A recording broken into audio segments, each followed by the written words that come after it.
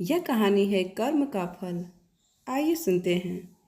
मरने के बाद स्वर्ग के द्वार पर 4 व्यक्ति खड़े थे। इन 4 व्यक्तियों में पहला राजा था, दूसरा एक बिजनेसमैन था, तीसरा पंडित था और चौथा एक आम आदमी। किसी को भी यह पता नहीं था कि कौन स्वर्ग के अंदर प्रवेश कर पाएगा और कौन वहीं से वापस लौटा दिया जाएगा। सब स्वर्ग का दरवाज़ा खोलने की राह देख रहे थे और आपस में बातें कर रहे थे। जैसे कि राजा को मरने से पहले ही आदत थी, उसने अपने बात सबसे पहले बताई। राजा ने कहा, मैं बहुत प्रख्यात राजा हूँ। मैंने धरती पर अपना बहुत नाम कमाया है, इसलिए पूरी संभावना है कि मैं ही स्वर्ग में जाऊंगा। फिर व्यापारी ने अपनी बात सामने रखी। वह बोला, मैंने धरती पर खूब धन कमाया है और उस धन से मैंने सैकड़ों लोगों की मदद की, इसलिए मैं ही स्वर्ग का हकदार हूँ। अब बारी थी पंडित की, तो पंडित ने मुंह खोला और सबको यह कहा, चाहे तुम जो सोच लो, लेकिन यह बात तो तय है कि स्वर्ग के दरवाजे खुलेंगे तो मेरे लिए ही। सब जानते हैं कि पंडित दिन रात भगवान को याद करते हैं, इसलिए स्वाभाविक है कि स्वर्ग में पंडित का स्वागत किया जाए। जब सबने अपना अपना पक्ष रख दिया, तब सबकी नज़र उस मजदूर पर थी जो चुपचाप अपनी नज़रें नीचे झुकाए बिना कुछ बोले वहीं पर खड़ा रहा। स्वर्ग का दरवाज़ा खुला और वहाँ पर एक देवदूत आकर खड़ा हो गया। देवदूत के हाथों में एक पुस्तक थी जिसमें इन सभी के कर्मों के बारे में लिखा हुआ था। देवदूत ने सबसे पहले राजा को अपने पास बुलाया और उससे पूछा, तुम बताओ, तुमने अपने जीवन में क्या क्या अच्छे कर्म किए हैं।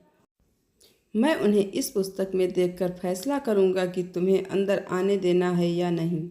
राजा ने कहा, मेरा राज्य जितना बड़ा था उतना ही समृद्ध था और मेरे राज्य के सभी लोग खुशहाल थे। सभी बड़े आनंद से रहते थे। मैंने उन्हें कभी भी किसी भी चीज़ की कमी नहीं होने दी। यह मेरे अच्छे कर्म हैं। देवदूत ने अपने पुस्तक में देखा और देखने के बाद राजा से कहा, तुम सच बोलते हो। तुमने अपने राज्य की प्रजा को बहुत सुखी रखा था, लेकिन तुमने अपने राज्य की सीमा बढ़ाने के लिए जितने युद्ध किए थे, उन युद्ध की वजह से हजारों सैनिक ने अपनी जान गंवा दी। उन हजारों सैनिकों के परिवार के दुख का कारण तुम बने थे, इसलिए तुम स्वर्ग में नहीं जा सकते। अब बारी थी व्यापारी की।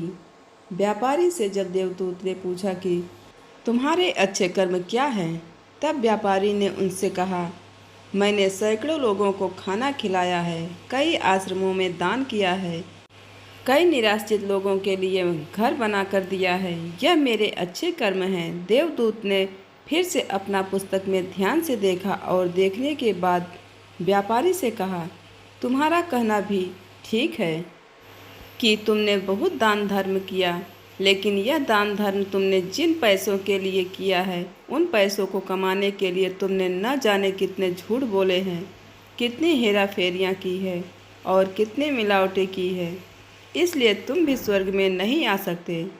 जब पंडित से यही सवाल किया गया, तो पंडित ने भी बड़े आत्मविश्वास के साथ कहा, मैंने अनगिनत लोगों को ज्ञान दिया है, हजारों यज्ञ और पूजाएं की है और दिन रात भगवान का जाप किया है। इससे अच्छे कर्म और क्या हैं? देवदूत ने अपनी पुस्तक के अंदर झांक कर देखा और पंडित से कहा, आपने जितने भी लोगों को जो भी ज्ञान दिया है, उन बातों पर खुद कभी भी अमल नहीं किया। आपने यज्ञ पूजा या भगवान का नाम निस्वार्थ भाव से कभी नहीं लिया, इसलिए आपका भी स्वर्ग में आना प्रतिबंधित है। मजदूर यह सब देखकर हैरान था। वह अब तक जिन्हें महान समझता आ रहा था, उनकी व्याख्या स्वर्ग के दरवाजे पर आकर बदल गई थी।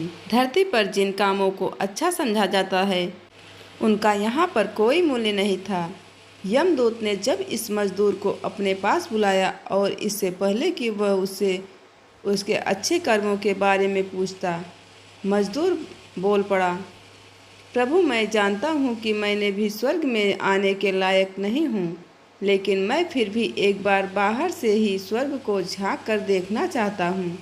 बस इससे ज़्यादा मेरी कोई इच्छा है ही नहीं, क्योंकि ऐसी इच्छा पालने के लिए मैंने जीवन में कुछ भी नहीं किया है।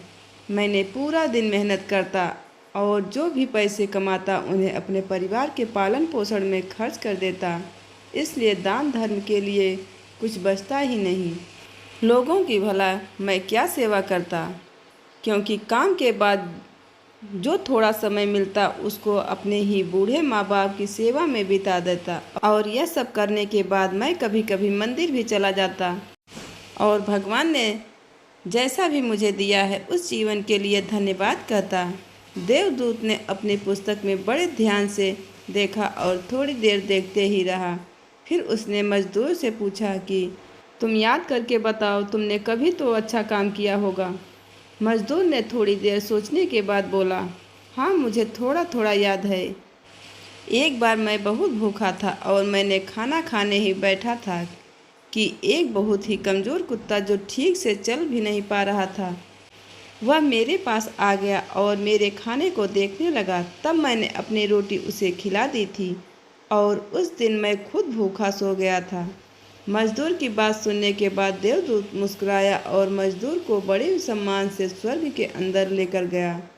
दोस्तों, अच्छे कर्म लोभ मोह माया इन सब भाव में आकर नहीं किए जाते और न ही उन्हें अच्छे कर्मों की श्रेणी में गिना जाता है। निस्वार्थ भाव से किया गया एक ही अच्छा कर्म भी आपके जीवन के सारे पाप धोने की शक्ति रखता है। इसलिए जब भी मौका मिले निस्वार्थ भाव से और अच्छे मन से अच्छे कर्म किया करें।